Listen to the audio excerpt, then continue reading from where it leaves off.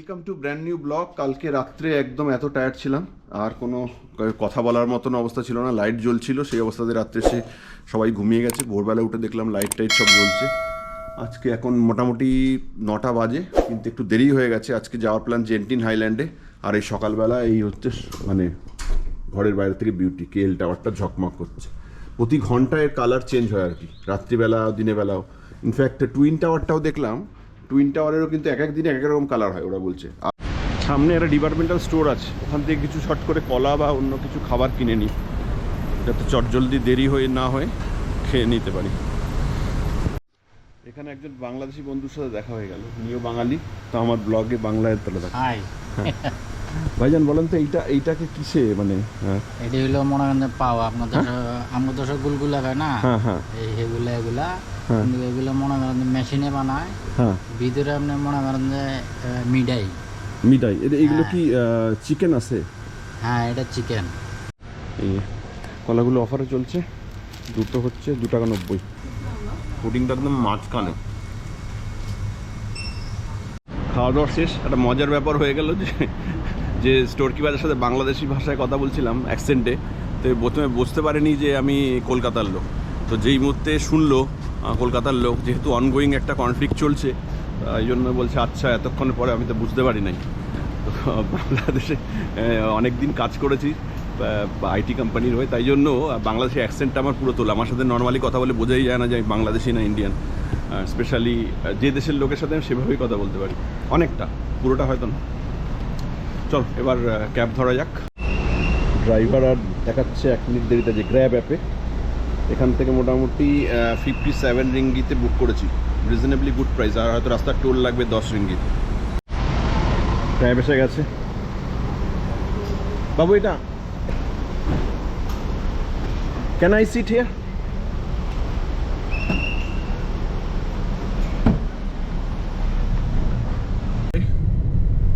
আবার টুইন টাওয়ারের সামনে এসে গেছে।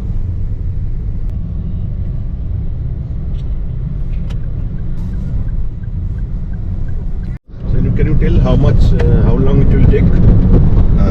Around 1 hour. 1 hour, no? Yeah. So it will take around 1 hour to reach over there. Yeah. From there we have to take a cable car. Yeah, cable car. Yeah. Okay. যাচ্ছি এখান থেকে। এবার একটু বলে রাখি যে আমি কুয়ালালামপুর শপ থেকে আমি এই জেন্টিং হাইল্যান্ডে যাবো কি করে। তো সেটা যদি জানতে হয়, প্রথমে আমরা যাব হচ্ছে এখান থেকে, যে দুভাবে যেতে পারেন। একটা হচ্ছে এখান থেকে কেএল সেন্ট্রাল থেকে যেতে পারেন আওয়ানা স্টেশন। আওয়ানা স্টেশন প্রথমে কেএল সেন্ট্রাল, আপনার যেখানে থাকেন কেএল সেন্ট্রালে পৌঁছাতে হবে। কেএল সেন্ট্রাল হচ্ছে একটা মেট্রো স্টেশন, সেখানে পৌঁছাতে হবে। অথবা পেকলিং স্টেশন বলে একটা আছে, সেই স্টেশনে নেমে সেখান থেকে বাস ধরতে পারেন। আর যদি কেএল সেন্ট্রাল থেকে আওয়ানা স্টেশনে যান কেউ, বাস, তাহলেও একটা বাস রুট আছে। অথবা যে পেকলিং স্টেশন থেকে, সেখানেও বাস রুট আছে। এবার সেখান থেকে প্রথমে আমরা যখন আওয়ানা স্টেশনে যাব, প্রথমে আমরা যাব আওয়ানা রোপওয়ে, যে নিচের যে জায়গাটা সেটাকে বলে আওয়ানা স্টেশন। আর উপরের যে জায়গাটা, উপরের যে স্টেশনটা, সেটাকে বলে স্কাই অ্যাভিনিউ। তো এই স্কাই অ্যাভিনিউ একটা কেবল কার রাইড, এটা একটা সিনিক বিউটি থাকে 10 মিনিট বা 15 মিনিটসের। এক্স্যাক্টলি আমাকে গিয়ে দেখতে হবে। এটা কিন্তু মানে মেসমারাইজিং ভিউ, সবাই বলে, যতগুলো দেখেছি। এর দুটো কেবল কারের আবার দুখানা ভ্যারাইটি আছে, একটা নিচেরটা গ্লাস ফ্লোর আর একটা হচ্ছে উইদাউট গ্লাস ফ্লোর। তো উইথ গ্লাস ফ্লোরে সেটা একটু বেশি কস্ট, উইদাউট গ্লাস ফ্লোরটা একটু কম কস্ট। তো সেটাকে নিয়ে উপরে উঠে গিয়ে, এবার ওখানে উপরে একটা টোটালি একটা শপিং মল বা হোটেল বা একটা 5 স্টার প্রপার্টি আছে, সেখানে টাইম স্পেন্ড করতে পারেন। একটা মিনি ডিজনিল্যান্ডের মতো বাচ্চাদের খেলার জায়গা, অবশ্যই সব কিছু চার্জেবল। সেখান থেকে আবার ফিরতি পথে একইভাবে কুয়ালালামপুর ব্যাক। এই হচ্ছে মোটামুটি ট্যুর প্ল্যানটা। তো আমরা দেখলাম যে বাসে যাওয়ার থেকে আমরা যখন গ্র্যাব মারলাম, তখন দেখলাম যে গ্র্যাবের চার্জ হলো 57, তার সাথে আরও ট্যাক্স মিলিয়ে হয়তো 60-এর মতো যাবে, কিন্তু আরও 10 বেশি যাবে। তো সেইটা হিসাবে আমরা ভাবলাম যে আমাদের পক্ষে ইকোনমিক কিন্তু আর কনভিনিয়েন্ট কিন্তু এই গ্র্যাবই হচ্ছে, সেই জন্য আমরা গ্র্যাবটাই নিলাম। যেহেতু 3 জন আছি, একজন থাকলে হয়তো ওভাবেই যেতাম। হাইওয়েতে চলে আসছি, টোল আসছে এবার।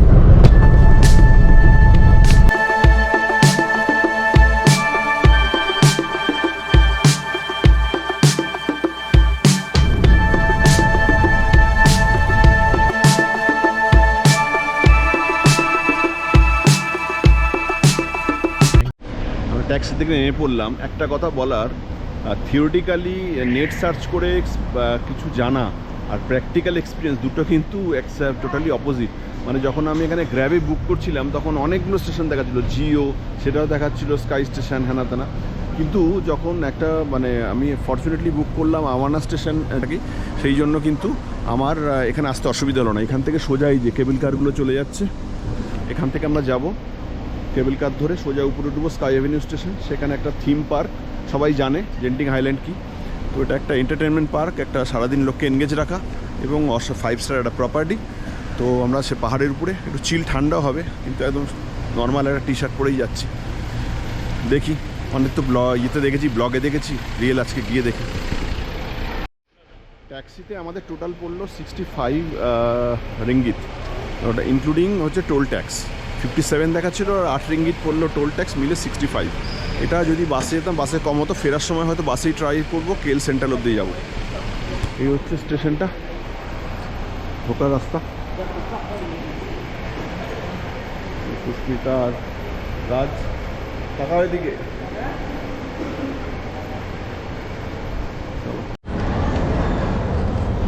আওয়ানা স্টেশনটা কিন্তু যেখান থেকে আমরা নামলাম সেখান থেকে 4th ফ্লোরে, মানে প্রতি ফ্লোরে আবার একটা শপিং মলের মতো আছে। খাবার দাবারই মেনলি, কিন্তু যা খাবারের যা দাম দেখে চক্ষু চড়ক গাছ, কোনো সুযোগই নেই ওর টাচ করার। ছোটো ছোটো বার্গার 10-12 রিঙ্গিতের নিচে নেই।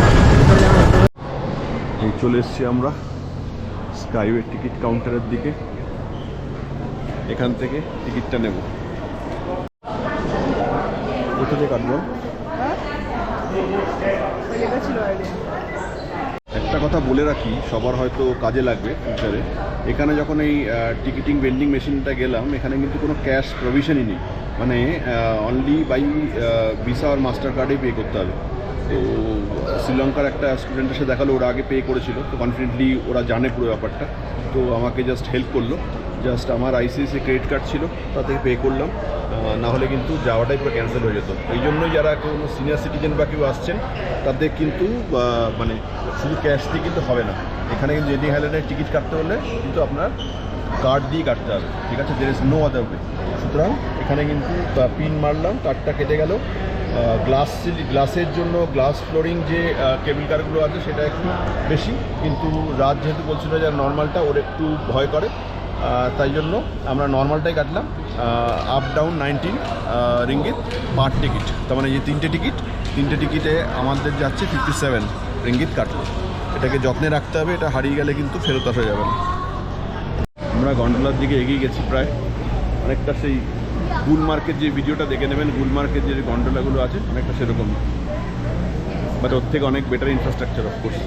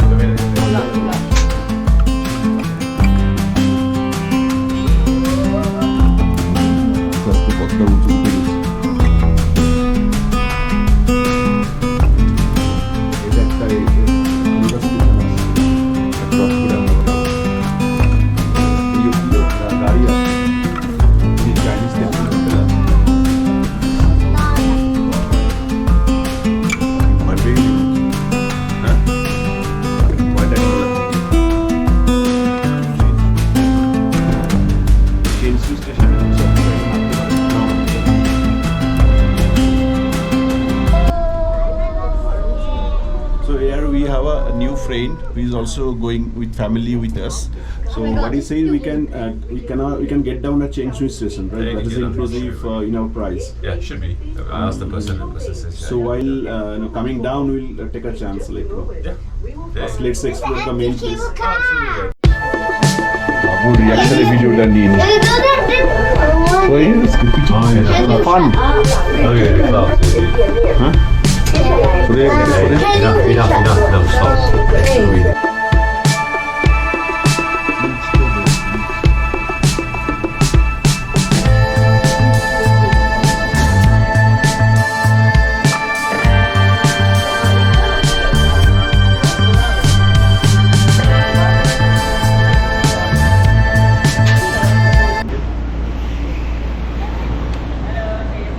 গেছি স্কাই অ্যাভিনিউ স্টেশনে। একটা থ্রিলিং এক্সপিরিয়েন্স ছিল, এত স্টেপে মানে সবাই প্রায় ভয়ই বসেছিল, বাট ইনফ্রাস্ট্রাকচার খুব ভালো। আর প্রথম স্টেশনটা ভেবেছিলাম নামতে হবে, তারপরে আর এদিকে আর 3টা স্টেশন আছে। কেমন লাগলো বলো? এখানে সব কিছু অ্যালাউড, এন্টারটেনমেন্ট পার্ক, যেহেতু tourist only they are earning. আস্তে আস্তে ছবিগুলোও রেডি হয়ে গেছে, আস্তে আস্তে ছবি রেডি হয়ে গেছে। দুটো মিলে 150 রিঙ্গিট, দুটো ছবি মিলে 150 রিঙ্গিট মানে 3000 টাকা। আমরা নিলাম না, আমাদের মোবাইলেই ভালো ছবি তোলা আছে। বাট কতটা কমার্শিয়ালাইজড, মানে এইটুকু আস্তে আস্তে মানে জাস্ট এই দিন 10 মিনিট স্প্যানের মধ্যে নিচ থেকে ছবি তুললো, উপরে পাঠালো, দূর থেকে মানে ওরা ওখান থেকে ডেটা তুলে নিলে ফেচ করে নিয়ে এখানে প্রিন্ট আউট করে একদম অ্যালবামের মধ্যে সেট করে ঢুকিয়ে দিল, যাতে যে কেবল স্টেশন থেকে যেই নামছেন আপনি সঙ্গে সঙ্গে ওটাকে প্রিন্ট আউট নিতে পারেন। মানে আপনি চাইলে এটা কিনতে পারেন, আর কিনতে গেলে মোটামুটি 150 রিঙ্গিত। ইন্ডিয়ান থালি কিছুই প্রচুর প্রচুর দাম। রিঙ্গিত মানে হলো 500 টাকা। এখানে আসলে অন্যান্য জিনিসের যা দাম তার থেকে 7-11 শপের স্ট্যান্ডার্ড মোটামুটি মালয়েশিয়ার একই দাম, একটু ইকোনমিক রেঞ্জের মধ্যে। এই যে অলরেডি কিন্তু এখানে রেডিমেড ফুড আছে, মানে এগুলো এগ রাইস থেকে শুরু করে, যেটা মালয়েশিয়ান ল্যাঙ্গুয়েজে লেখা, কিন্তু সব কিছু basically noodles with different varieties mix আবার, তার সাথে চিকেন তেওয়ারি চিজটাও আছে।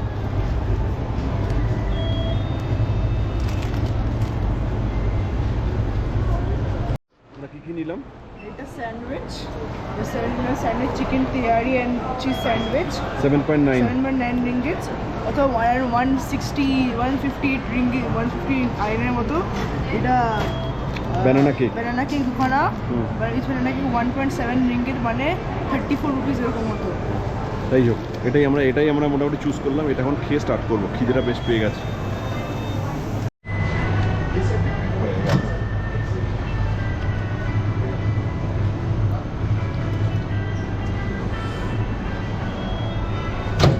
যথেষ্ট গরম,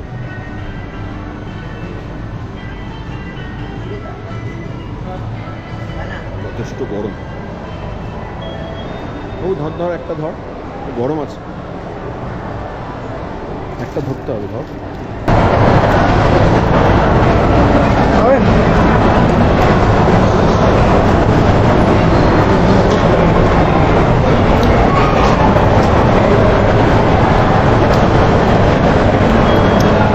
স্যান্ডউইচ দিয়ে আমাদের স্যান্ডউইচ ভিতরে মেয়োনিজ আছে, তবে চিকেনের এটা উপরে একটু স্ট্রং মোটা প্যাটিন দেওয়া আছে, প্রোটিন দেওয়া আছে, একটু হার্ড, তাই না? তাই একটু দামও বেশি।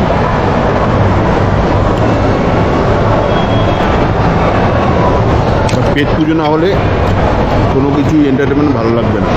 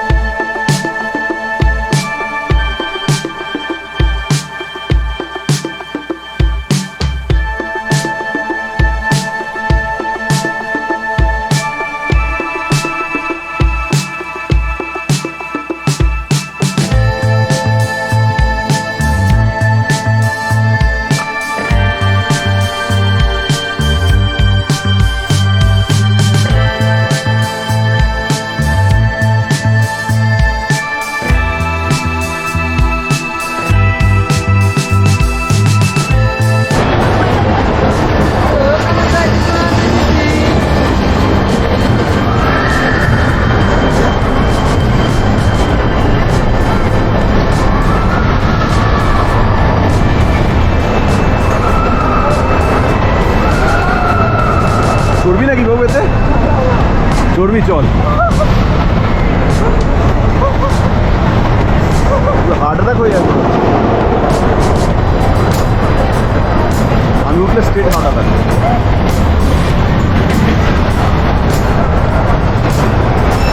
চড়বি, চল। তুই চড়বে? পারবে এটাতে ইয়ে করতে, চ্যালেঞ্জ নিতে? হ্যাঁ, রাইডগুলো এতটা থ্রিলিং দেখেই আমার পুরো মানে নসিয়া হয়ে যাচ্ছে, মানে আর আমি একটু উঠতেই চাই না এখানে, দরকার নেই বাবা, পুরো আমার উঠতে হার্ট অ্যাটাক হয়ে যাবে।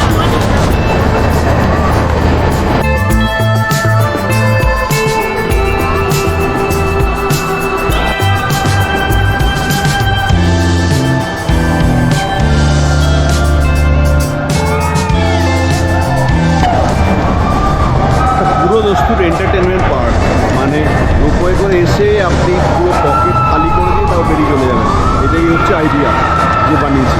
আগে তো মোটামুটি কলকাতার যে শপিং মলগুলো যেগুলো ছিল না, যখন মানে যত আজ থেকে 30-40 বছর ধরে এখানে আছে কুয়ালালামপুরে, কিন্তু এখন তো ওখানে মিনি ফর্মে হয়েছে গেমিং জোন, বাট এগুলো এগুলো আমার মনে হয় মেলা টেলাতে একটু হালকা ফর্মে দেখতে পাই, কিন্তু এখানে অনেক স্ট্রাকচার আর অনেক মানে ইন্টেন্সিটি অনেক হাই, প্রচুর হাই।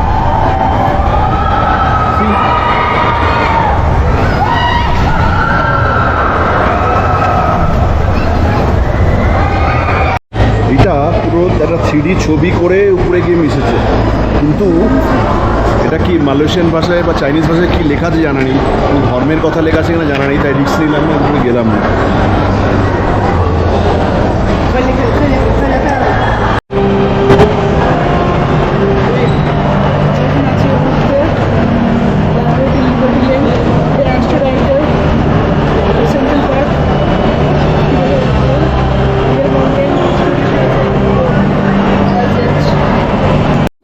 এখানে হচ্ছে যে আউটডোর যে থিম পার্কটা আছে, সেখানে যদি 3 জনের খরচা হচ্ছে 594 রিঙ্গিত, মানে প্রায় 12,000 রুপিস। সেটা আমরা জাস্টিফাইড মনে হলো না, তো আমাদের সেই জন্য যাচ্ছি না। আমরা আবার ফিরে যাচ্ছি রোপওয়ে থেকে নেমে যাবো বা চেন্নাই বা চাইনিজ স্টেশনটা, তারপর সেখান থেকে আওয়ানা স্টেশনে নেমে যাবো, সেখান থেকে আবার বাস ধরে কেএল সেন্টার কুয়ালালামপুর। এই হচ্ছে প্ল্যান। এই একটা দারুণ একটা স্ট্যাচু।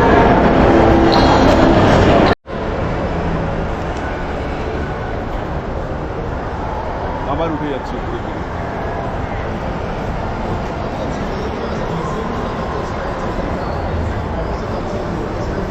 এবার নেমে যাওয়ার পালা, কিন্তু প্রচণ্ড খিদে পেয়ে গেছে, তো এখানে যা রেস্টুরেন্টে ঢুকলে পুরো আর দেখতে হবে না। এই হচ্ছে, তাই জন্য আবার 7-11 থেকে চিকেন কাটাসু চিজ অমলেট চিজ স্যান্ডউইচটা নিলাম। এটা হচ্ছে 6.9 করে রিঙ্গিত করে এক একটা, মাইক্রোওয়েভে গরম করে নেবো, মানে দুটো প্রায় মানে 14 রিঙ্গিত। এতে আশা করছি কিছুটা খাওয়া হয়ে যাবে। আর এগুলো আছে, এটাও খাওয়ার ইচ্ছে ছিল, ঠিক বুঝতে পারছি না কি ওর মধ্যে কী কী মিক্স বা সি ফুড আছে, রিস্কি হয়ে যাচ্ছে। পরের পর্বে আমরা দেখাবো সেই জায়গাটাকে। আশা করি এই পর্বটা সবার ভালো লাগলে চ্যানেলটা শেয়ার করবেন, সাবস্ক্রাইব করবেন, আর পাশে থাকা বেল আইকনটা প্রেস করবেন। আজকের মতো এইটুকুই, বাই বাই।